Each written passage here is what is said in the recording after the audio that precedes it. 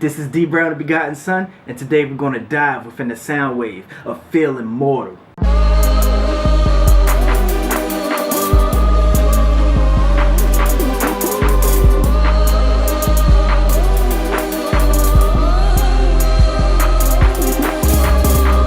Stick to the script, keep running it until you get that runner's high, till you get that second win. Okay, the idea behind this is whatever you're doing, whatever you're working on, you're going to have to stick to the script. You know, you're going to have hard times, you're going to have downs, you're going to have ups, you're going to have days where you wake up and you're like, why am I doing what I'm doing?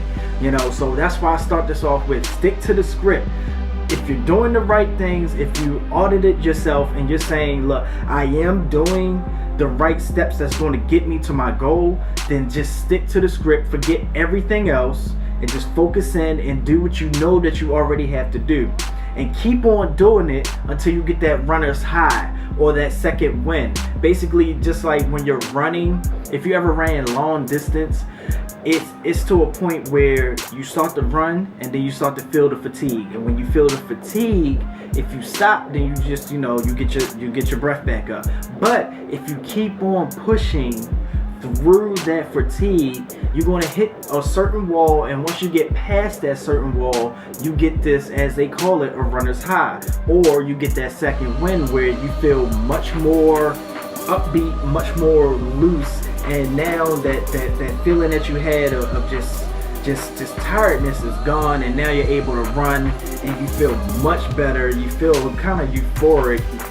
At least that's what I heard. I never got the runner's high. You know, I actually personally hate running, but for all the runners out there, y'all know exactly what I'm talking about right there, where you get that high and it's like, oh man, now I can keep on going. So that right there is what I'm saying about when it comes to your goal in business or your goals period. It's keep on doing those everyday acts until you get that runner's high. And once you get that runner's high, then you can just go ahead and speed up and have that second win. A quitter never wins, and a winner don't understand quit. This right here is binary. A loser don't understand grit. So this line comes from actually a line that my father will always tell me, or I think he even had it posted up in my bedroom, where it said, you know, a quitter never wins and a winner never quits. So I take that and I put that here, but I put it here with just a different word phrasing with it, where I say that, because it's basically when you take it back to the first bars, it's once you get that second high, you can keep on going, stick to the script. That's why it's like a nice reminder, like a winner never don't understand quit. Like if you quit when you hit that wall, you know, that barrier of you just feeling fatigued, if you quit at that moment, then you're not going to get around to that other side to get that second win. So with that, a quitter never wins, and a winner don't even understand quit. It don't even register in a winner's mindset where it's like, oh, I should just quit, or when things get rough, just quit. Like, no, a winner don't even understand quit that way. And that's why I say this right here is binary. No matter what you're going through, the tough times, anything that's rough, yeah, it might be rough. Yeah, you might want to, you feel upset about it, sad about it, whatever you feel about it, it can be rough. But at the end of the day, it's kind of binary, really. Are you going to stick to it, or are you going to quit? Like, that's why I say this right here is binary. A loser don't understand grit, because it takes grit to get through a lot of situations. And if you just quit at every little bump in the road, then you are not going to get over that hump and get to the other side of that situation. That's why right there, it's like stick to the script, because a loser don't understand grit. Gotta keep at it, that stick to itness. When things are tough, or when things are tight, or when things are low, you stick to it. They the first ones to jump ship. They the worst pirates, afraid of the heights.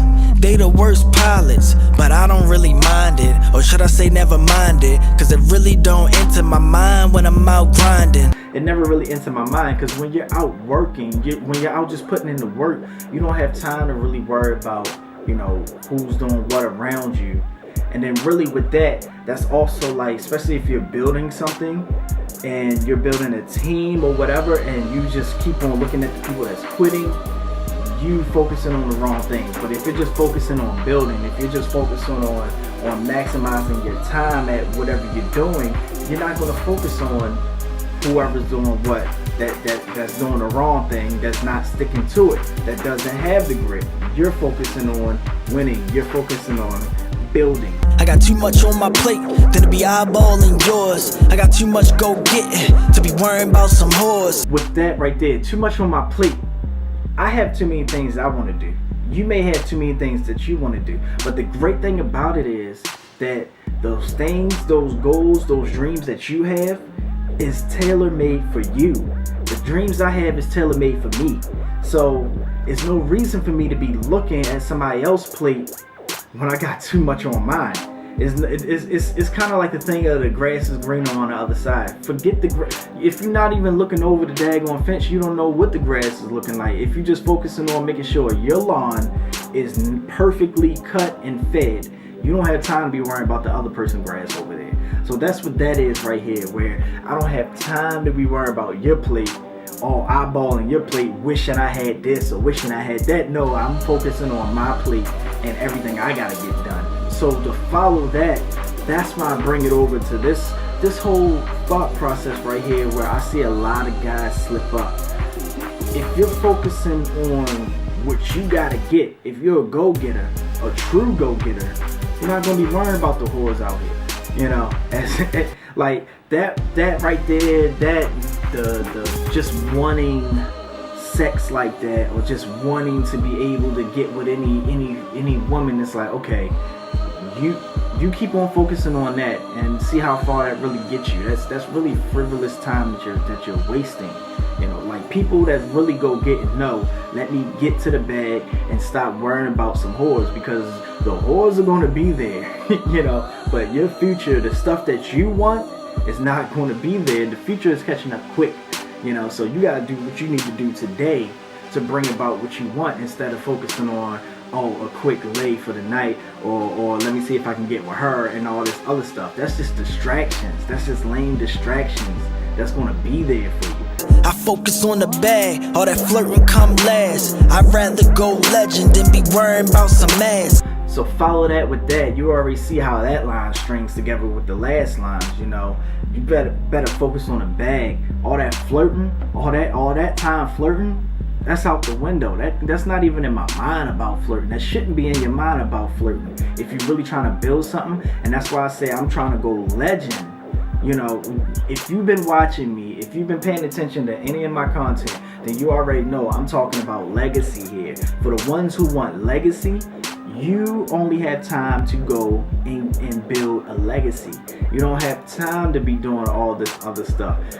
That's why in that line I say, you know, I'd rather go legend. It's a lot of work that needs to be put in to be legend than to be worrying about some ass. Now, if you really look at that and just weigh those two, if you want legacy and you like, okay, I want legacy. Do I want legacy or do I want some ass?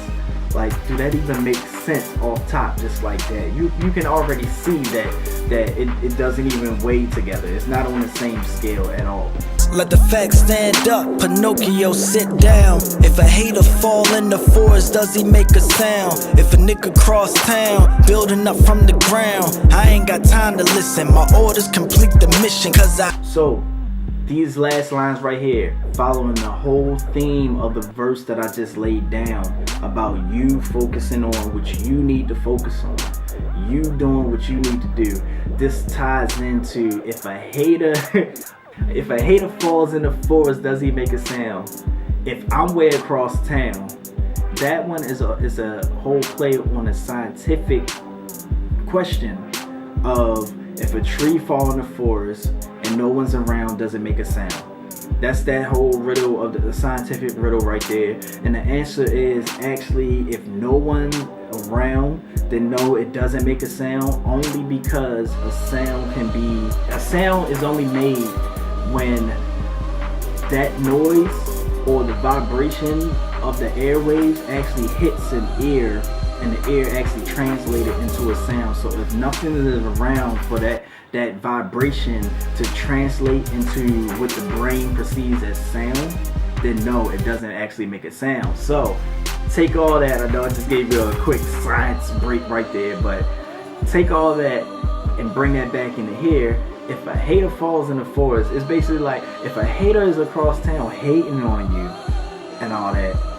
But if you're all the way across town and you're just focusing on what you need to do, my orders is complete the mission.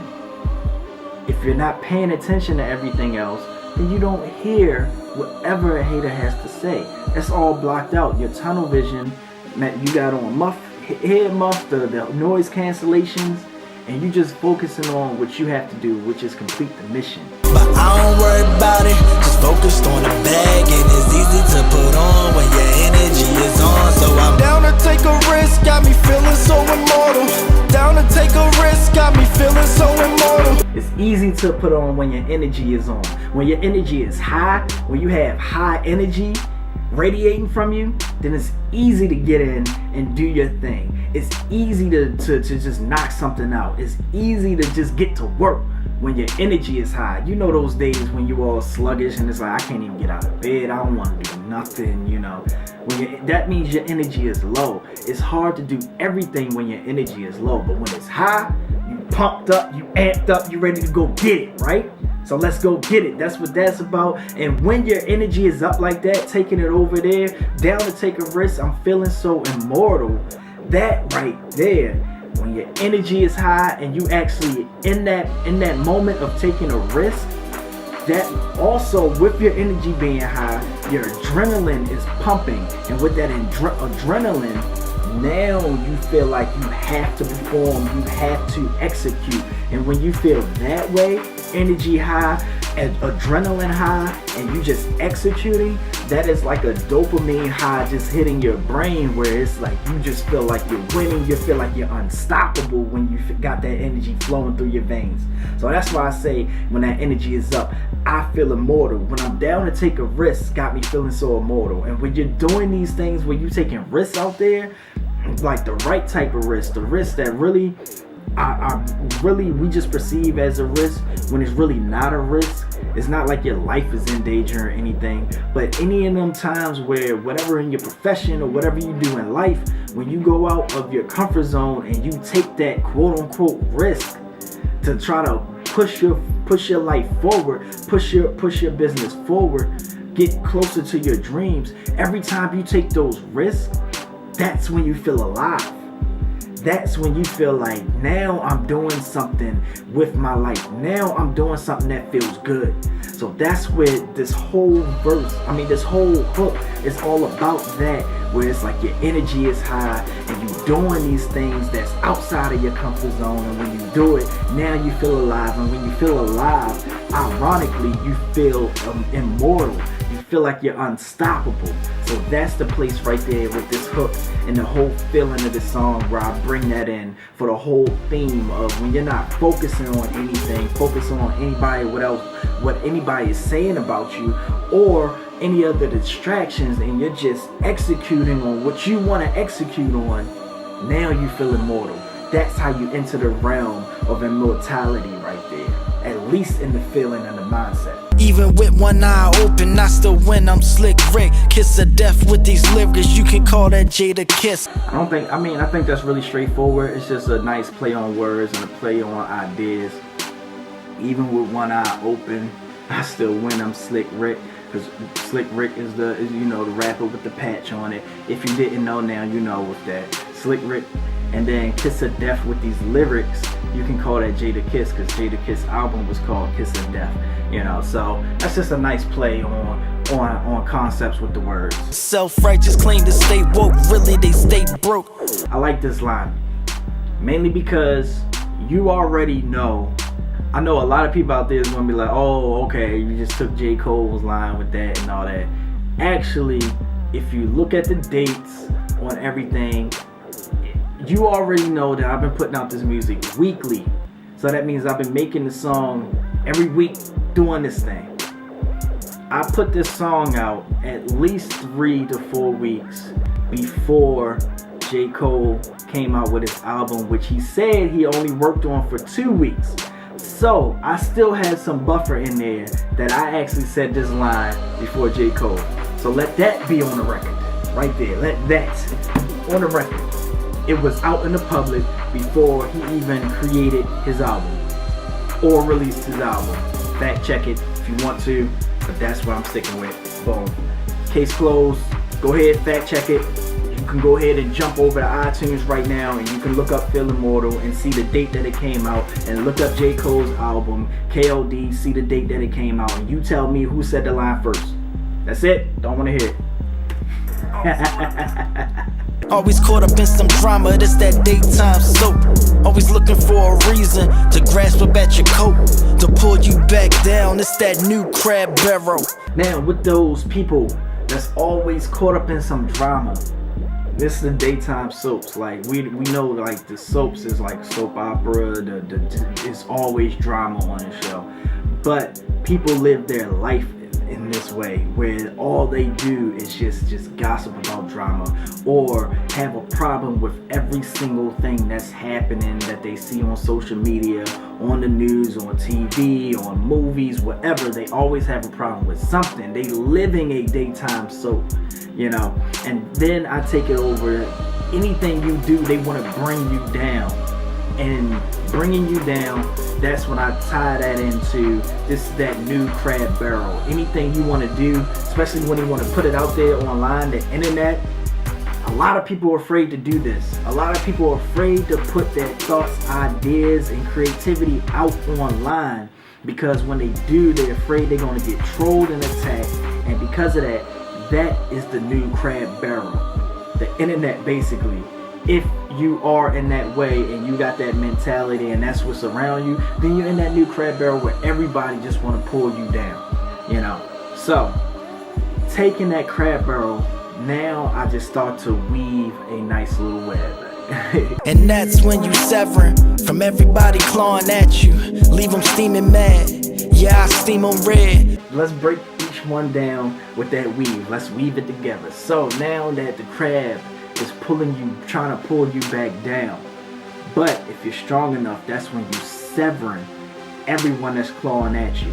Think of the crabs now. Crabs, you know, when they clawing at you, if you severing, which a lot of times happen when you pulling out a crab out of the crab barrel and the other one's holding on trying to pull them back down, but when you pull them up, so a lot of the time the crab arm pops off and it stays on the other crab that you just pulled up.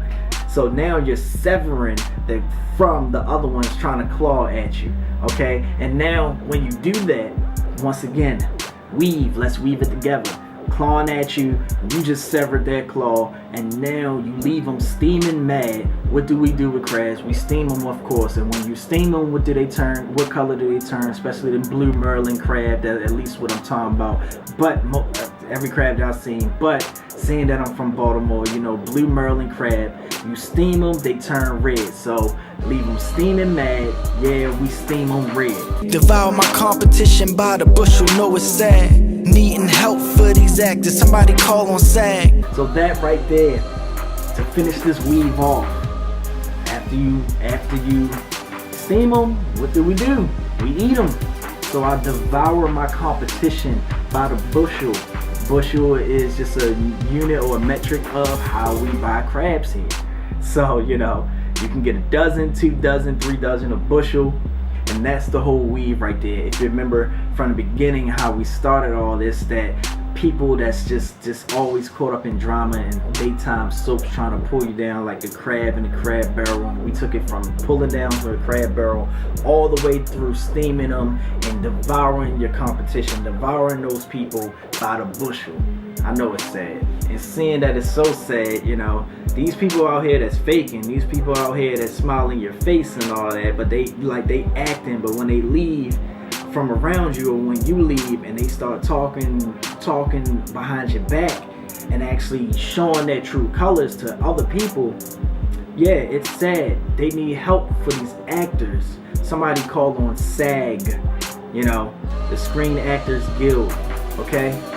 So that's where that comes in from. Somebody called on SAG, because they the ones that represent these actors, especially when they go out to try to land a role in movies and shows. This is what the actors use. They need help, because that's what the SAG does. It's basically a union for these actors and all that. So you niggas just flirting with your calling, tiptoe the line. I fully cross it like the Red Sea, I'm getting mine. So that right there, just flirting with your calling, if you only flirting with your calling, you tiptoeing the line. One day you hot, the next day you cold, and you're not really attacking it. That's why I say I fully crossed the line. Stop tiptoeing with it.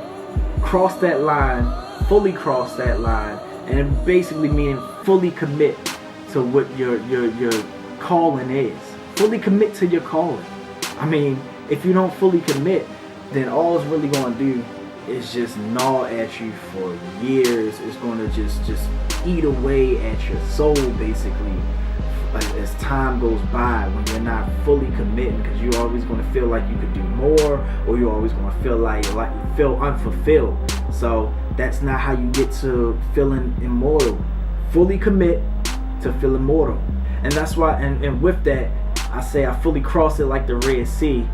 Just a nice biblical reference, where when Moses fully committed to who he was and his calling, when he fully, because in the beginning with Moses, he had all these excuses to the Almighty saying, I can't speak, I'm bad tongue, why would they want to listen to me? He didn't fully commit, but when he fully committed, the miracles that he did, and I just bring up that one where I say I crossed the line like the Red Sea. He made the Red Sea part, and he only was able to do that after he fully committed to his calling. I keep bringing it to really ain't no deny. Raise the stakes for every bar that I cleared because So I keep bringing it to really ain't no denying. Every week I'm bringing it. Every week I'm putting on display of what I do. And I'm going to keep on doing it and raise the stakes for every bar that I clear, as in with these lyrics as you hearing. Like, I'm not just bringing lazy, lackadaisical lyrics when I do these. I'm trying to really go in and make a song great every time I touch the mic, every time I touch the keys. So with the bars, as we call lyrics, I raised the stakes. And really in my mind, I'm sure nobody would have got it just by hearing it, but in my mind I was really thinking about a track and field, especially when they doing the pole, the pole shot, where they go and they clear the bar, and when they clear the bar, what happens? They raise the stakes by raising the bar. So every bar that I give, all right, let's raise the bar and do something more. Let's raise the bar and go harder. So that's that. When I clear every bar that I clear, so that's the whole thinking of the track and field, mainly on the field. That was Feel Immortal, breaking down the lines into it. And as you can see with this whole song, there was a whole theme of feeling immortal only comes when you just block out all other distractions, all other criticisms and all that. When you block it all out and you just move on your calling, fully commit to your calling, fully commit to your dreams, and just move on it, now you enter the realm of immortality.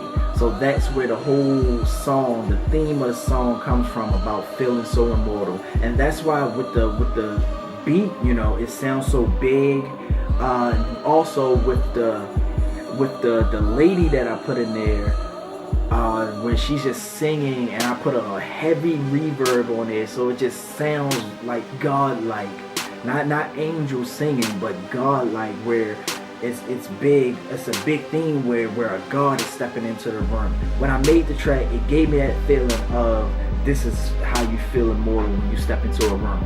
So that's Feel Immortal. You can find that on iTunes, Apple Music, wherever you stream your music, Spotify. Make sure you also save the playlist #Begotten Sunday, just so you can have all the new songs I'm coming out with every week. And with that said, I'm gonna keep on pumping this joint out. I'm gonna keep on bringing these ideas to you of what goes into me creating these lyrics, that it's nice, healthy food for thought in these lyrics right there. So I'm D Brown, the Begotten Son, and I'm out. Down to take a risk, got me feeling so immortal. Down to take a risk, got me feeling so immortal. The world is in my hands, got me feeling so immortal.